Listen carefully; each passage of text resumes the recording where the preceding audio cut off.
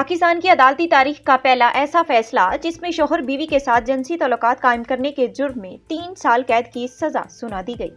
इस मुकदमे की तफसीलात सामने आते ही नया पंडोरा बॉक्स खुल गया।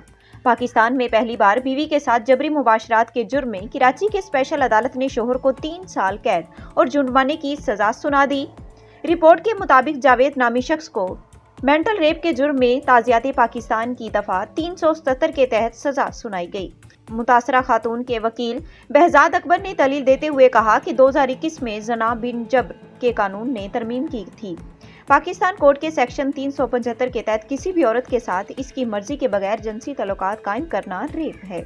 वकील निजी मीडिया से बात करते हुए कहा कि मुझे दूसरे औरतों के बारे में नहीं मालूम, लेकिन सिंध में इस खातून में तरमीम के बाद जना बिन जबर के इस कानून में किसी को पहली सजा।